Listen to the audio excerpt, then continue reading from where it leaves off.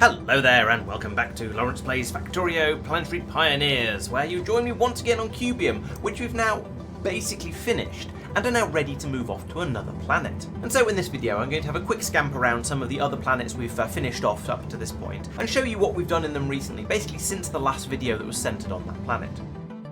And so let's get started on Cubium, because it is still more or less the latest and greatest. And over here, one of the top things I did was I actually implemented that system I've been talking about in the last video, where the blue cubes are now flowing all the way around this system here. So we've got them flowing up the bus in one direction and then back down along it in the opposite direction. And then we're able to pull out any of the ones that have gone grey and anything else that's ended up on the disposal belt, and then do some recycling over here.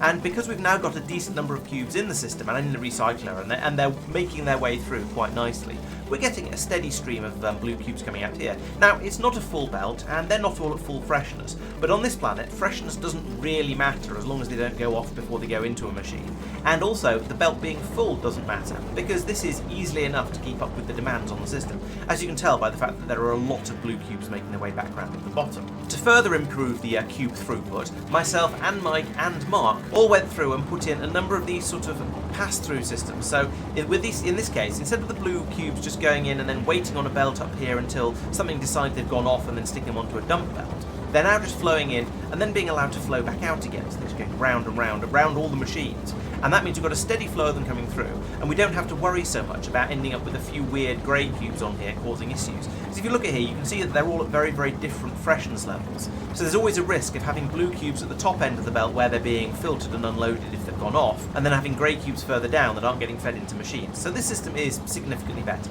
We've not actually implemented it absolutely everywhere. This system is still a little bit outdated, but never mind. We won't worry about that too much because it seems to be hanging on okay.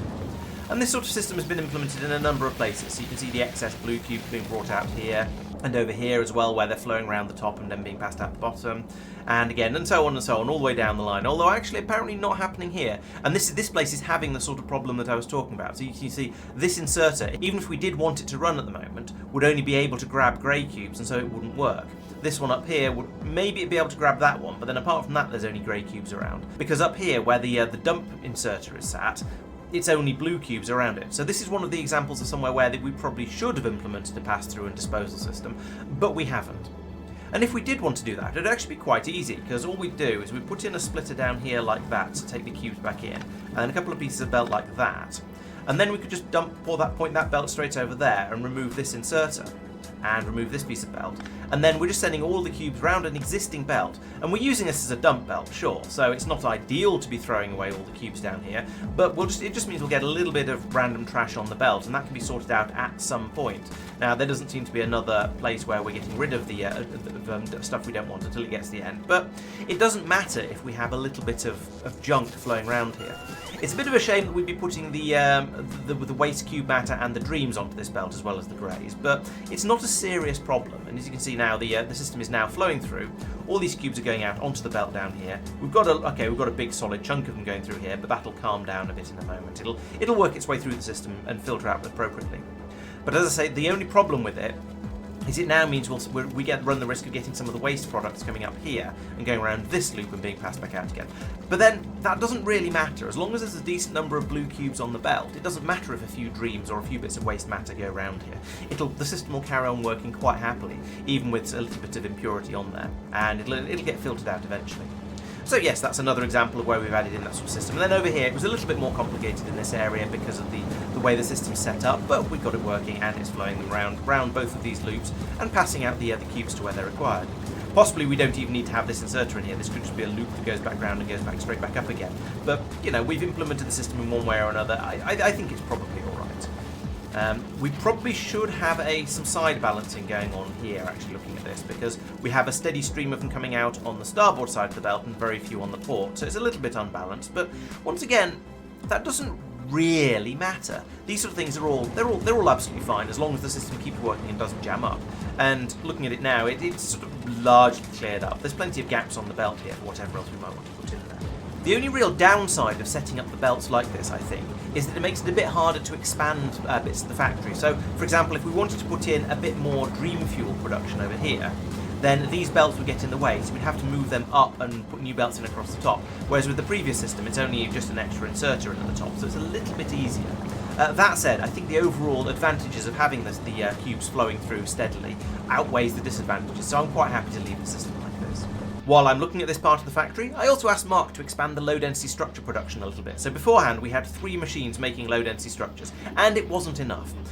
But I noticed, looking at the maths of it, that this machine is making jelly at 2.5 per second. This machine is using up jelly at 1.25 per second, so this jelly machine can feed 2 of the plastic machines. And then, as we observed previously, the plastic machine is producing 1.87 a second, and each low-density structure machine is using up 0.41. So we could actually run 4 machines off this one, but it's easy to fit in 3 like that. So I asked Mark to double the amount of low-density structure we're producing, and then, you know what, just double it again. So we've got 4 times as much. But the interesting thing about this was I set him a little stretch goal, which of course he leapt straight for, because it wasn't actually that difficult to stretch goal, but it was a nice one to have, where I wanted him to have the single jelly machine feeding both the plastic machines. Because if you remember, beforehand, the jelly machine was off to the side over here and feeding through this way. But through the magic of long inserters and just about the right sort of level of spacing through here, it was quite easy to set it up so that the one jelly machine would feed the 2 plastic machines. And then conveniently, there's then room for a roboport in where the jelly machine would go before the next set of them. So this has come together quite nicely, and this is a pleasing build. The ratios aren't perfect, sure, but they're close enough that looking at it like this, it feels satisfying and quite nice, and I like the way it's come together. This has meant that we now have oodles and oodles of low-density structures. We've got far more than we need, but you know what? I'd rather have too many than too few. And previously we were limited by low-density structures and rocket fuel, so that was causing a few minor problems. Speaking of rocket fuel, I've also expanded the production of that a bit, and that meant putting in an extra copy of the system that was making the jelly and then the solid fuel. So you may remember that we had one set of 3 of each of these machines making the jelly to make the solid fuel. That was working nicely enough. But it wasn't fast enough, so I put in a second set of those, and then in additional 2 machines over here making the dream fuel blocks. It's a sort of a slightly weird one. I think 3 machines is slightly too many, as you can tell by the fact we've got a red light on this machine now, but 2 wasn't enough, so I reckon let's go for 3 of them. We'll make this a little bit faster, and as you can see down here, we've now actually got enough of the dream fuel coming in to, well, at least keep the solid fuel machines happy. Now this one doesn't appear to be unloading. Why are you sad? Okay, you're not getting any blue cubes in. And that's, I see, because we've got too much rocket fuel, and so we're not able to run this belt through. That's an interesting problem. And it's not a serious problem, because clearly we've got enough rocket fuel, because it's backed up along one side of the belt. But it does mean we're pulling it all off the other side of the belt, and then potentially going to run out of it. That's an interesting one. So, potentially I shouldn't be feeding these onto one side of the belt each, because that is going to cause some problems. However, I want this to keep running. So actually, I probably want to leave it deliberately broken like that, because if I don't, then I'll break this bit. And from discussions we've been having on the Discord server, we may end up wanting to export some of this solid purple fuel stuff, the dream fuel, because apparently it makes trains go really, really quickly. If we have a look at the stats in here, we can see that, yeah, okay, you only get 12 megajoules out of each fuel block, which is about a tenth of what you get out of solid fuel. No, it's about a tenth of what you get out of rocket fuel. But you do get a vehicle acceleration of 150% and a vehicle top speed of 450%, which is kind of ludicrous. If we take a look at some of the other fuels, solid fuel gets the same amount of fuel value and only slightly less vehicle acceleration, but it's a much, much lower top speed. Remember, that was 450 for the Dreams. Rocket fuel is actually better for acceleration, because we only had 150 from the Dream fuel, but again, the vehicle top speed is significantly lower. And then nuclear fuel gets you more acceleration, but a lower top speed. So again, the Dream fuel is absolutely ridiculous for getting crazy, crazy speeds out of your trains, but it comes at the cost of not particularly amazing acceleration, and also relatively small amounts of energy in each piece of fuel. And also in the fact that we'd have to export it from here, unless Mark decides to go back on his rules of having a dream-free Norvis. So we'll see, but I suspect transporting this is going to be tricky. That said, you can fit 1,000 into a rocket, so it might go quite a long way. I think at the moment maybe we won't, because I've heard rumours also that having your trains going ludicrously quickly is kind of bad for your lag as well, and that's not something we'd like to make worse. Meanwhile, Sophia has tweaked the active cube re-energization process over here, and that's the one that brings in carbon to make jelly, and then uses that jelly to waken the cubes back up again and make lots of water. because we were producing too much water beforehand.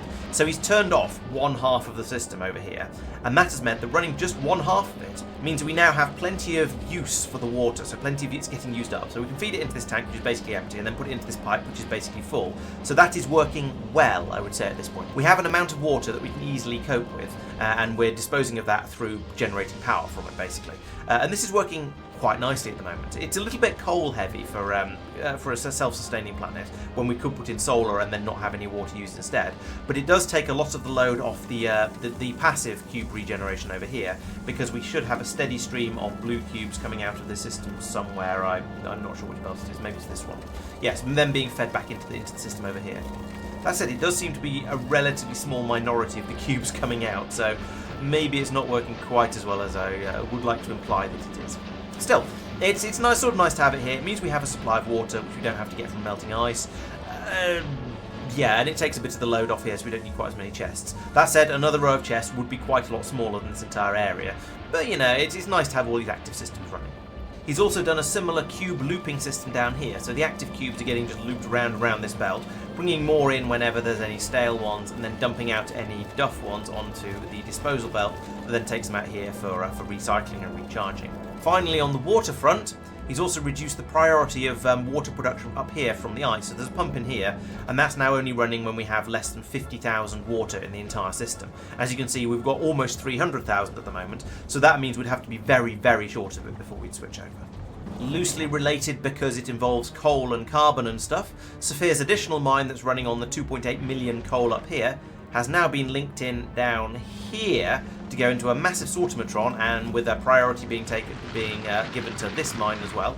And then that's going into more coal crushing and carbonising and so on. So we now have oodles and oodles of carbon coming through here. This is all absolutely fine. And Mike wanted me to point out that there was actually plenty of carbon previously when we last looked at it. It was just that I was looking at a belt where it wasn't full. I think I looked at it up here and there were some gaps on it. If we look at the one that's actually leaving, you can see this is completely solid, and also both sides of it are occasionally pausing. So we had enough carbon before, we have enough carbon now, but more importantly at the moment, we have a significantly larger supply of coal being brought in to be crushed and turned into fuel and so on and so on. We're still sending the crushed coal off to be used for generating power, and I do wonder a little bit if that's a mistake. Should we actually be pulling power from the massive solar array over here and using that for all our power needs, and then the accumulators over here as well, of course, instead of burning large amounts of coal over here, which was partly to get rid of the water when we thought we needed to get rid of it, but actually we could remove this system, forget about going, yes, we'll just generate water, then we could recycle all the cubes in here, and then just generate any water we needed from here. I think I'll probably leave the system as it is for now, but perhaps when this coal supply here starts to run low and we end up having to branch out to another one, there's another 2 million up here, there's 4 million conveniently underneath the solar panels, but we could branch out and grab that one. Maybe at that point I'll say, okay, well, it was fun producing lots and lots of electricity from coal and using up free water, but let's turn this system off and recycle all of our cubes in this system, even if it takes longer, and then just produce the water from here that we actually need for the few places like dissolving dreams in water like this that actually require it. I don't know, we'll see when we get a bit closer to that, but 2.8 million coal up here should last for a decent amount of time, I think. Speaking of dreams, I also sorted out the dream recycling pass-through system down here a little bit, because it was weird and awkward and was passing both these things up the same belt, and there's one inserter loading the chest which was causing problems, and then whenever the belt was full like this, we're dumping dreams out down here to go off and be burned, which is a bit of a waste. And so now we've got basically all of the dreams are being brought along here, and the waste matter. You can see some of the blue stuff coming in here. So that'll pass by these inserters which were previously stealing it. They'll then pass it up here, where it goes into this chest, and then we're just letting it sit in this chest and gradually decay down into dreams, which we can then pass up here. However, if we get to more than 4,000 of anything in the chest, this is a perfect example of it, then we'll dump some of the dreams out because we've got too much and we don't want the chest to overflow. So then these will be sent off for burning, but only when we actually have too many of them. Additionally, if there's too much on these belts going up here to be fed into the chest, then we'll trigger these inserters to dump some of the waste matter onto the disposal belt as well. So pretty much we'll run this belt when the chest is full, and we'll run these inserters when these loading belts are full.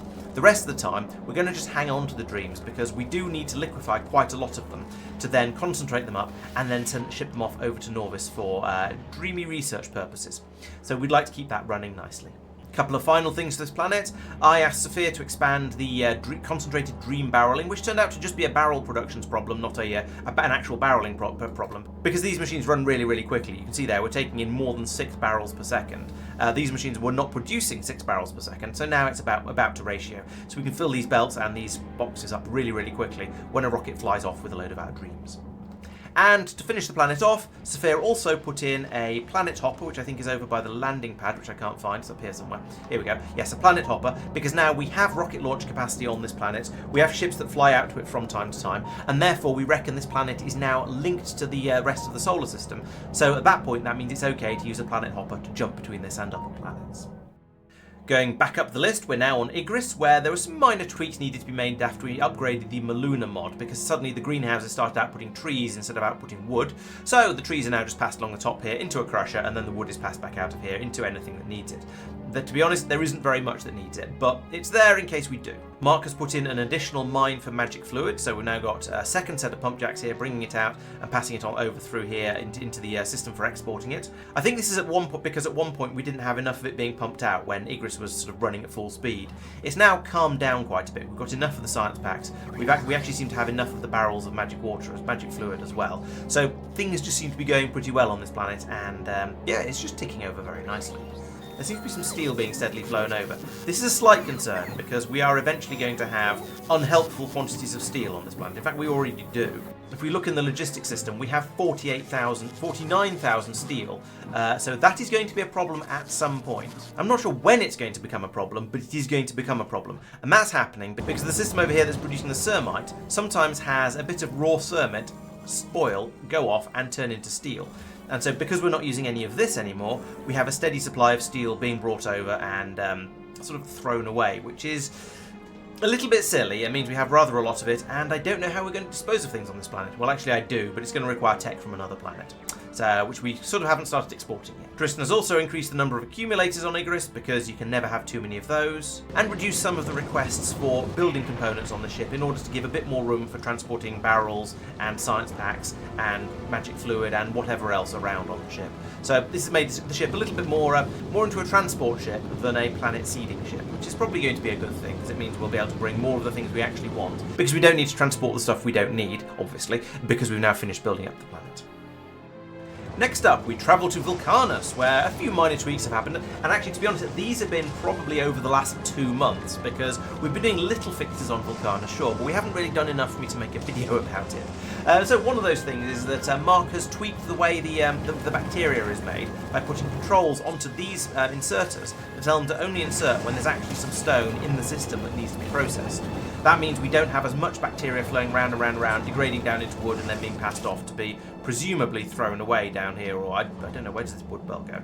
It goes down here to be used for wood-related purposes, I guess? Yes. So we're not really doing that very much.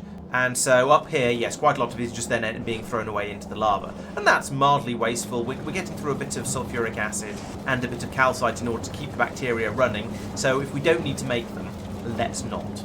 Sophia says it may need to be adjusted over time in order to keep things running nicely. One of my thoughts is maybe we should be feeding all of the stone into the first system until that's full, in order to then allow the other ones to go to sleep completely, and then if the first one fills up, then we can feed stone into the second one.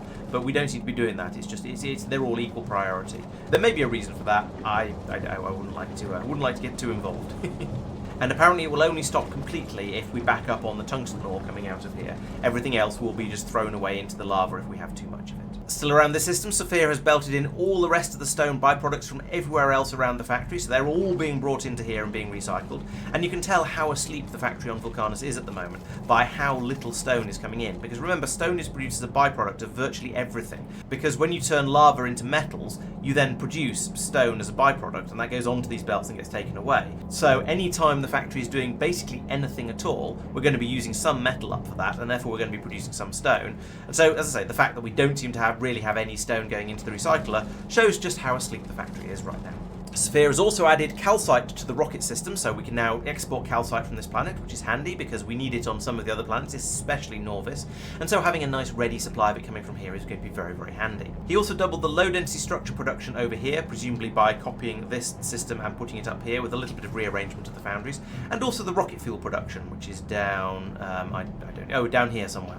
And this is because we're bringing in blue circuits from Lignumis. It's the one place we're actually using that supply for, and so we have a decent number of blue circuits over here that are being brought in, and that means that those are fine, but it's the other two components for making a rocket that we've needed a bit more of. And once again, whole system is asleep, but you know, I'm sure it'll be woken up at some point because we'll need a massive load of foundries and crushers and things on one of the other planets, and then it'll just have to get very, very busy. And of course, we'll gradually trickle through the orange science packs as well. Looking at the current research, we're not using orange for this one at all, so we don't need them right now, but we will later, I'm sure. He's also tidied up some minor belt issues here and there, but I'm not going to go looking for those because I'd never find them.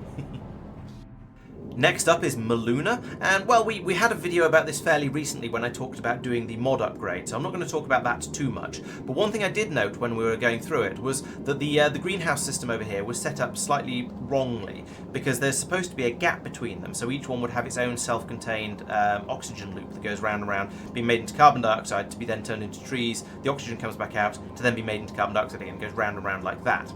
However, because the greenhouses were all put really, really close together like this, they're touching, that means they're sharing their carbon dioxide and their oxygen. And that caused some issues on initial bootstrapping, where I think the carbon dioxide possibly got spread out between all the greenhouses, and it didn't work so well. So Sophia turned the whole system off, and then came along and made sure every tank was full of carbon dioxide, and then turned it all back on again, so that dumped the carbon dioxide into the greenhouse, where you can see you've got 20,000 of it in there. And that has got enough oxygen into the whole system, where each greenhouse now more or less can run in a self-contained way, and the whole system should work reasonably nicely and be able to produce everything we need.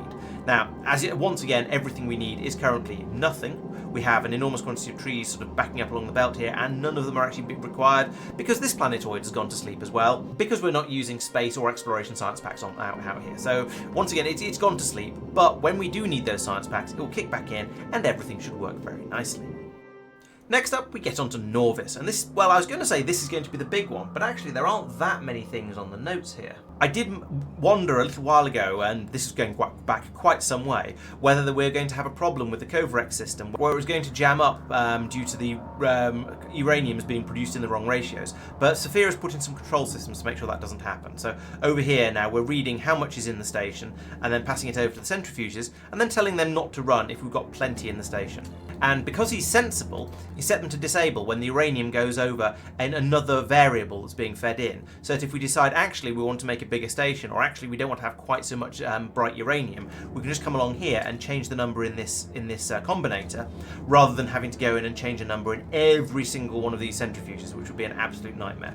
Now, as it is, I think he implemented that a little bit too late, so as you can see, the belt is very, very full of the bright uranium, but that's okay, and we've still managed to get enough dull uranium coming down here to completely fill up this station as well. So we do have enough of both of the uranium types, and the system is working, so that's great. Marcus put in another block making iron plates because we didn't have enough of them. It's clearly caught up now, but I think some of the priorities might have been a little bit wrong. I mentioned last time how we were bringing in the concentrated liquid dreams, bringing them round here in the shared pipe to the shared station, and then shipping them off to make yellow science down here, with the option of either making it with the standard recipe in the Igrian machines here, or using the Cubium recipe if we have enough liquid dreams. And at the moment we do actually have some dream concentrate around available to use here, so next time we do any yellow science production, it's going to be very, very efficient, because we're going to have the recipe that brings out about 8 times as much as you would expect from what you're putting in.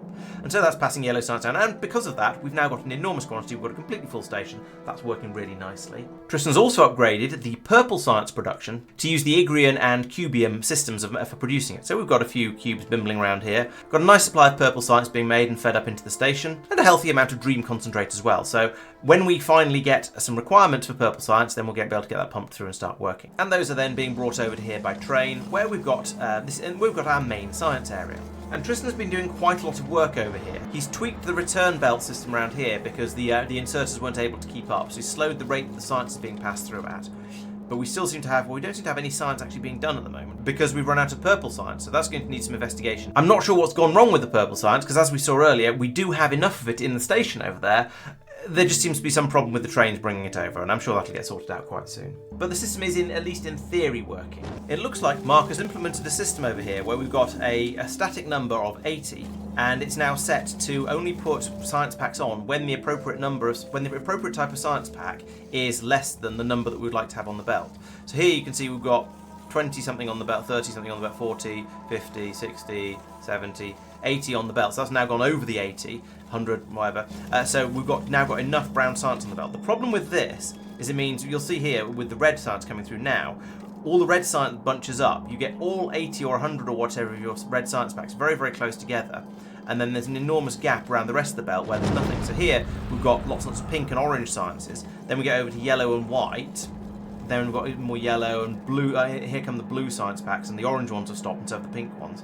We've got grey and so on. So it means you end up with your science packs very sort of bunched up together. So that's the downside of running the system this way. I'm not sure how he's going to get around that, especially with such a long belt. But we'll wait and see. I'm sure he'll come up with some sort of system to improve things a little bit. But yeah, at the moment, we've just got the sciences all very, very bunched up. And finally, we have Lignumis, the planet of gold. Over here, we had a shortage of blue circuits at one point. And actually, to be honest, we still kind of do. How many are in this belt box up here? Okay, the box is mostly full, so maybe we're not that short of them. It's just we've been shipping some out. And we do have enough to keep the rockets flying, so that's probably okay. I'm also astounded every time I look at this planet just how slow these brown belts are. Maybe we should do a mass upgrade over here. In order to sort that out, Tristan put in some additional plantation area over here that's making wood and turning it directly into pulp to make sure we always have enough of that. And I made sure that the fuel delivery to lumber production and wood pulping was always going to carry on working by spaghettiing the peat belts all over the place to try and make sure we always had a nice ready supply of the resource everywhere we could need it. And with these drills over here, we're producing a decent amount of it. There's still 37,000 left. That's probably going to keep us going for a little while. However, we did run into a problem here where this wood belt backed up, and I think Tristan came along and then put in an overflow feed on the wood round here to take it away and to have it turned into lumber as a priority over the wood coming out of the plantations, because we do need to get rid of it. I then came up with the bright idea of trying to produce even more blue circuits on Lignumis. I thought that'd be fun. So Tristan and I came out to the planet and we started clearing out some more land. So we took the bottom wall from being about here. We cleared out this area down here, got rid of all the little wriggly guys and their nests, and then ran a wall around the edge of it with the intention of expanding out into this area. I will happily admit that Tristan did most of that. I think I did help a bit, but then I kept getting distracted by other things. I can't remember which planet it was that was distracting me, but one of them certainly was. So he's responsible for all of the walls. I just did a bit of the shooting. He's also cleared out a few random extra bits of wall and turret things that were in areas like along here where we had a wall going up here up through the middle of the factory, because it was where the original factory was before the last expansion. He also built up this wall across here over the water, which seems like a complete waste of time, because obviously the wrigglers aren't going to attack this way because they can't swim. However, when you look at the noise pollution, you can see that now this is holding the noise inside the factory rather than letting it escape out and get these guys a bit excited, and then they want to come over and find out who's having a party. So they then make their way down here and nibble on this wall, or possibly nibble on this wall, and we don't want them to do that. So having a wall running across here keeps the sound inside. So I said we were thinking about making blue circuits in this area down here, and I thought, okay, well let's try and make, I don't know, let's make a blue belt of blue circuits. That seems vaguely appropriate. But then I went through and did the numbers, and making a processing unit or a blue circuit using the Lignumian recipe, the gold cable and so on and so forth, takes 10 seconds, but that's in a machine that runs at a speed of half, so actually it's going to take 20 seconds. And doing the maths, in order to fill up an entire blue belt to 45 items per second, that means 900 steam assemblers. You then need more machines still to make the gold cables, or at least that can be made in an assembly machine 3, which runs at almost 3 times the speed. And you'd need an enormous number of the basic circuit boards. Again, they can be made in an assembly machine 3, which is lovely, or even in a lumber mill, which would be even better. But still, it's going to be quite a lot of machines to make all of this stuff. So we then realised that was going to be a bit crazy, so I sort of downgraded my expectations a little bit and said, well, instead, let's just make a brown belt of blue circuits instead, because that's a slightly more sensible number. And if we do get a single brown belt up and running, we can then double it to make a yellow belt, and then triple it again on top of that to then make the blue belt if we decide we actually do want to have that. That said, steam assembling machines do have module slots, which means we could put speed modules into them or productivity modules, and we could beacon them. So we could make the system run significantly more quickly that way. However, then they would get through an absolutely enormous amount of steam, and the only way to make steam on this planet at the moment is to boil water in a boiler, which requires fuel, and we don't have that much fuel. Okay, there's the peat that's being dug up, but that feels like a resource that isn't going to last for all that long. We're going to need to branch out to more peat patches like this one and maybe this one, and we're going to have problems with peat at some point in the not too distant future, I suspect. So the idea was then hit on of why don't we have a nuclear power plant on this planet that is outputting massive quantities of steam, and we'll use that to run all the machines that are producing the circuits. So that might be a way to go. Another possibility would be to use the electromagnetic plants, which come from Fulgora, which we've gone out to Fulgora and we've started having a bit of a look around. So we could potentially then start bringing some of those over and use them instead. And they have a crafting speed of 2 and they don't require steam. So they're 4 times faster and they run off electricity, which we can get from solar panels. So maybe that's going to be the way to go. But then maybe at that point, it'll be easier just to make the blue circuits somewhere else with something else. I don't know. Maybe this whole thing was a bit of a silly idea. I'm not sure, but it's something we've been thinking about and may or may not actually implement in the end. We'll see whether it feels like it's worth it. We have an input of iron coming in over here for reasons which I forget. Oh yes, that's for making steel to make barrels and making rocket launch silos and stuff like that. All for making things that we want in relatively small quantities but can't really do on this planet. And for some reason some laser turrets there. Oh yes, I know why there's some laser turrets there. It's because Mike got some numbers wrong and dropped an enormous quantity of iron on this planet from one of the spaceships and made a huge mess that covered basically the entire area around here. We did clean most of it up, but apparently we missed some laser turrets down here. So there's some sand and some wooden ammunition and on this belt that shouldn't be there. So we're going to need to do something with that at some point, but goodness knows how. At the moment we can't make any more concrete, so we can't make any more rocket silos. But fortunately we don't need any more rocket silos, so that's kind of okay. I then added insult to injury by getting in the planet hopper without emptying my inventory first, and then properly emptied my inventory over the surrounding area as well. So that was another area that needed tidying up. So I am apparently almost as bad as Mike. Finally, Tristan's put in a bit more power generation, which I believe is just putting in these solar panels over here, filling in all the gaps, and making sure that we have plenty of it to keep the factory running. And if we have a look in here, we can see that, yeah, we're hardly touching the amount of the power in the accumulators overnight. It's absolutely fine. If we look back over a longer time period, there were some problems back here. This was probably before he implemented the improvements. That was more than a day of actual game time ago, which is a scary amount of time. But yeah, now things have been bimbling along quite happily over here. This looks like it. This looks absolutely fine. Okay, and that brings us to the top of the list. I hope that's been interesting, just going around having a bit of a look at how some of the planets that we've not really looked at in detail in these videos have been getting along. You can see that we do go back to them, we do visit them, we make these little tweaks and make sure things are working properly and everything's going to be flowing as it should. Some planets need a bit more playing with than others, so Norvis, for example, needs quite a lot of attention because there's so much still going on over here. There's the science methods are still being upgraded, so we can use the new technologies we've found. We're gradually expanding. Things are being output from this planet, so it's sort of things keep happening over here. So we do need to come in and make tweaks from time to time.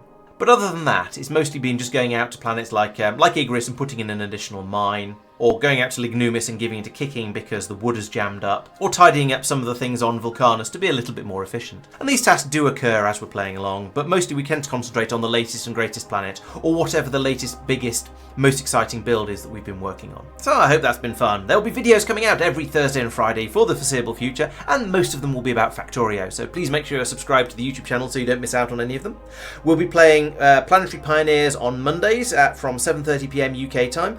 So please come along to that if you'd like to watch us making these sort of builds and confusions in real time. And if you'd like to have a go at it yourself, then check out the Planetary Pioneers mod available through the Factorio mod portal.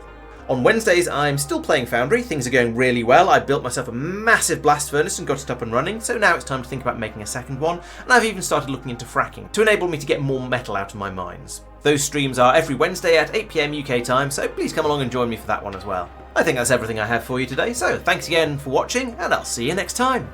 Bye bye.